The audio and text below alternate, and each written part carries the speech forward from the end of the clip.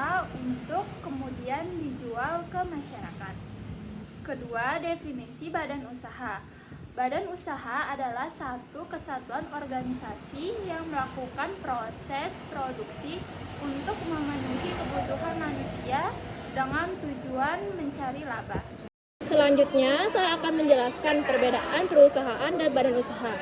Nah, ini tuh dapat dilihat dari beberapa hal, yaitu dari ruang lingkup, jenis usaha, sumber pendanaan, prosedur pendirian, dan kriteria pajak. Saya akan menjelaskan dari ruang lingkup terlebih dahulu. Jadi dari ruang lingkup, badan usaha memiliki ruang lingkup yang lebih besar karena bisa memiliki beberapa perusahaan. Selanjutnya dari jenis usaha.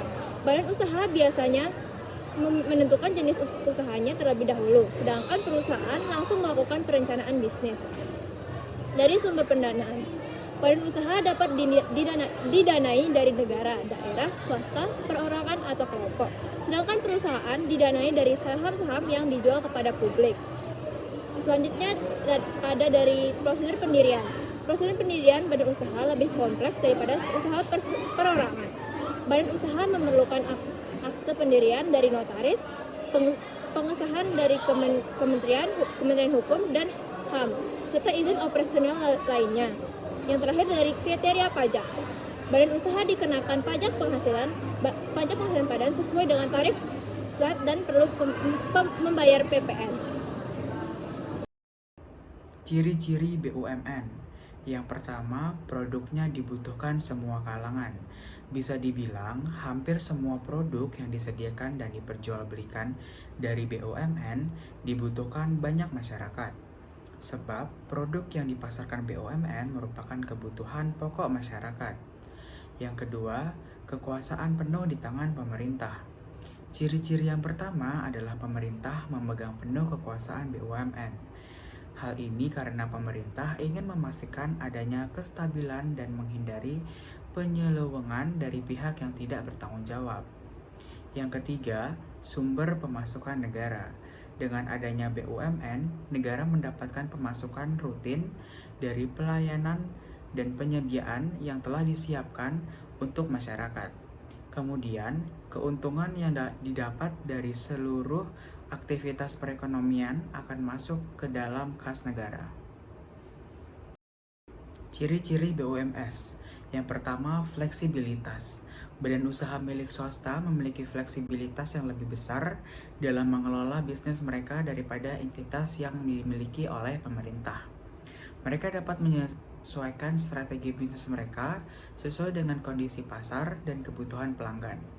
Yang kedua, kompetisi.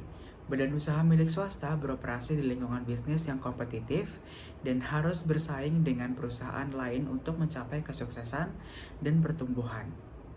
Yang ketiga, inovasi. Badan usaha milik swasta seringkali menjadi tempat inovasi dan pengembangan produk atau layanan baru karena dorongan untuk meningkatkan daya asing dan memenuhi kebutuhan pasar.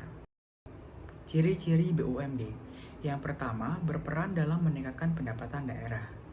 Ciri dari BUMD adalah kontribusinya dalam meningkatkan pendapatan asli daerah atau PAD dengan menjalankan berbagai kegiatan usaha. BUMD menyumbangkan pendapatan kepada pemerintah daerah. Yang kedua, tujuan utama kesejahteraan masyarakat. Meskipun BUMD juga mengejar keuntungan untuk mendukung kelangsungan operasionalnya, fokus utama adalah memberikan pelayanan publik dan memenuhi kebutuhan dasar masyarakat setempat, seperti penyediaan air bersih, listrik, atau transportasi umum. Yang ketiga, tunduk pada peraturan daerah. Karena dimiliki dan diawasi oleh pemerintah daerah, BUMD tunduk pada peraturan daerah yang berlaku. Ini termasuk peraturan mengenai pendirian, operasional, dan pengawasan BUMD. Pemerintah daerah berhak mengeluarkan peraturan atau kebijakan khusus terkait BUMD yang bertujuan untuk meningkatkan efisiensi dan efektivitas operasional perusahaan. Ciri-ciri Perum atau perusahaan umum. 1. Badan hukum. 2. Modal dari aset negara. 3. Non-saham. 4. Tujuan pabrik dan profit. 5. Opsi saham atau obligasi. 6. Pendapatan untuk kas negara. 7. Pemimpin direksi atau direktur. 8. Kontrak bebas. 9. Pegawai perusahaan.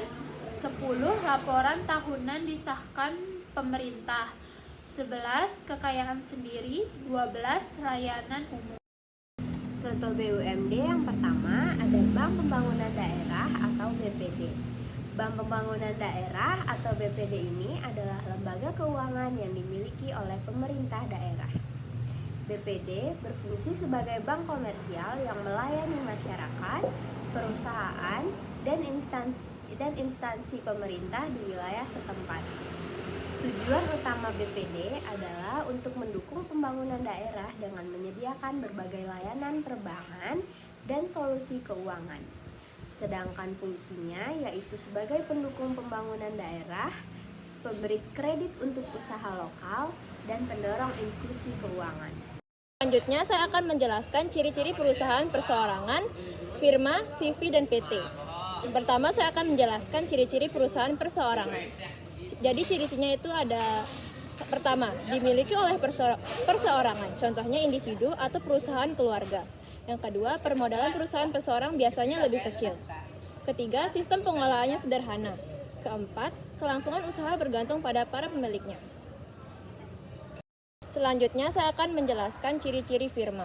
Yang pertama, ada nama perusahaan disetujui oleh seluruh anggota firma. Untuk menentukan nama perusahaan firma, seluruh anggota harus menyetujui nama perusahaan yang diajukan. Karena setiap anggota firma memiliki tanggung jawab yang sama atas keputusan operasional firma. Yang kedua, seluruh anggota memiliki tanggung jawab dan hak atas operasional perusahaan. Seperti yang sudah disebutkan sebelumnya, bahwa setiap anggota memiliki tanggung jawab yang sama atas operasional bisnis firma. Hal tersebut juga berlaku untuk hak-hak setiap anggota firma. Untuk mengatur tanggung jawab, kewajiban hak seluruh anggota biasanya akan tertulis dalam perjanjian kerjasama bisnis. Yang ketiga, tanggung jawab setiap anggota firma sama. Tanggung jawab anggota firma tidak terbatas hanya keikutsertaannya dalam mengembangkan bisnis. Di sisi lain, bila firma memiliki utang bisnis, maka setiap firma memiliki tanggung jawab dan kewajiban yang sama untuk melunasi utang tersebut. Selanjutnya, saya akan menjelaskan dari ciri-ciri CV. Yang pertama, keterbukaan terbatas. CV umumnya memiliki keterbatasan dalam hal keterbukaan informasi. Artinya, CV tidak harus mengungkapkan informasi keuangan atau operasionalnya secara terbuka kepada publik, kecuali jika diwajibkan oleh hukum. Kedua, struktur kepemilikan.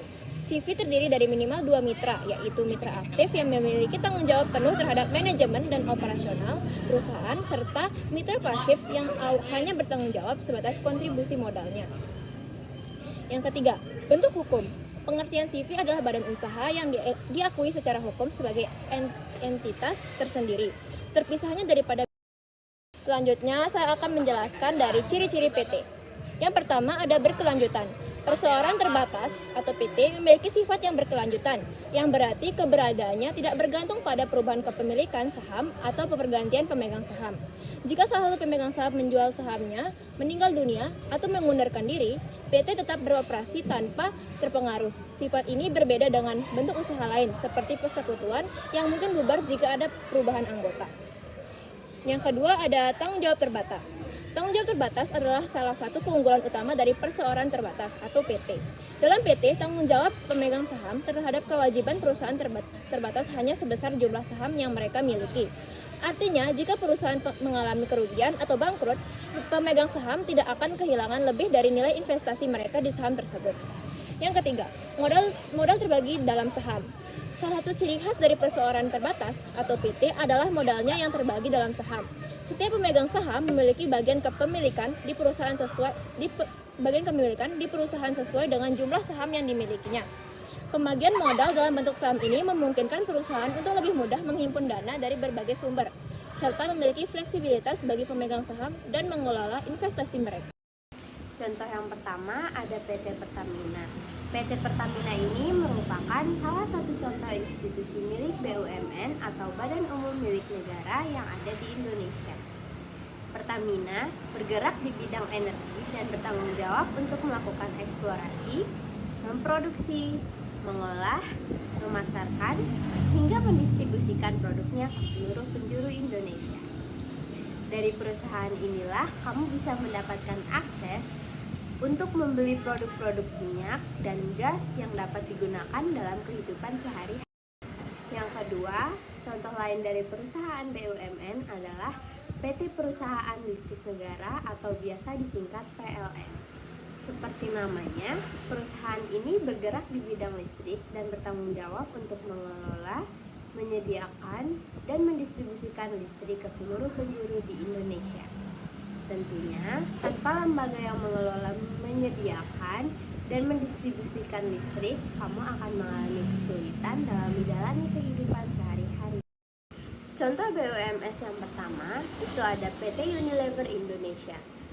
Ini adalah perusahaan multinasional yang bergerak di bidang barang konsumen seperti makanan, minuman, perawatan pribadi, dan produk rumah tangga. PT Unilever Indonesia adalah cabang dari Unilever yang beroperasi di Indonesia dan dimiliki oleh investor swasta.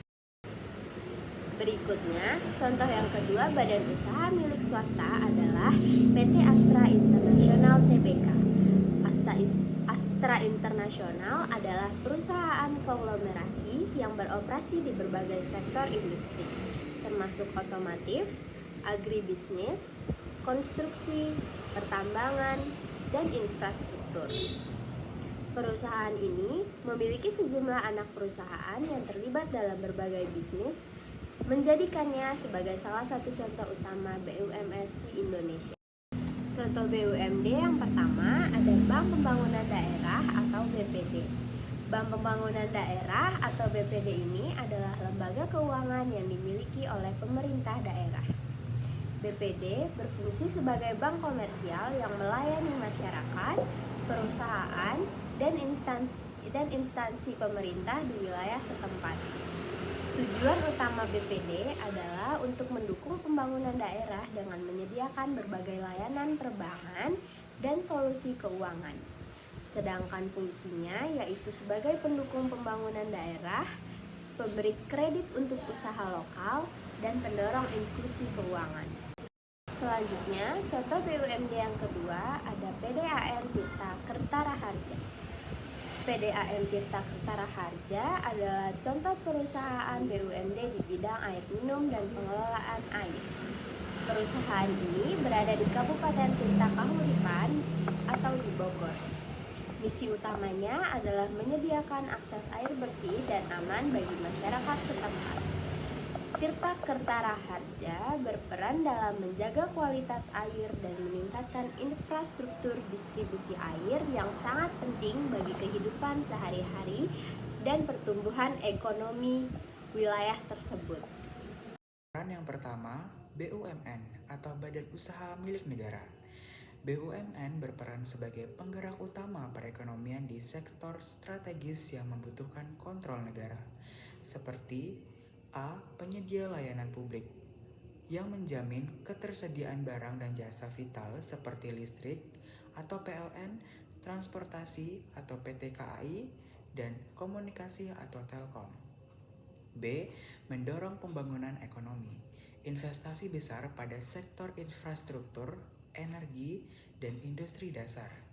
C. Stabilisator ekonomi, mengurangi ketergantungan terhadap swasta di sektor penting, menjaga stabilitas harga, dan mendukung kebutuhan rakyat. Peran yang kedua, BUMS, Badan Usaha Milik Swasta. BUMS berperan dalam meningkatkan inovasi dan efisiensi di sektor non-strategis. A. Mendorong inovasi, mengembangkan teknologi dan produk baru dengan investasi dan kreativitas. B. Penciptaan lapangan kerja. Sebagian besar tenaga kerja diserap oleh sektor swasta. C. Pendukung ekspor, meningkatkan devisa negara melalui ekspor produk unggulan. D. Kontributor pajak, berkontribusi besar pada pendapatan negara dari pajak. Dan peran yang ketiga, BUMD atau Badan Usaha Milik Daerah. BUMD berperan sebagai penggerak ekonomi di tingkat daerah. A. Meningkatkan pendapatan asli daerah atau PAD. melalui pengelolaan sumber daya lokal seperti PDAM dan pasar tradisional. B. Penyedia layanan lokal, mengembangkan layanan yang disesuaikan dengan kebutuhan masyarakat daerah seperti transportasi lokal. C. Mendukung pembangunan daerah, mengoptimalkan potensi daerah agar bisa bersaing secara nasional dan global.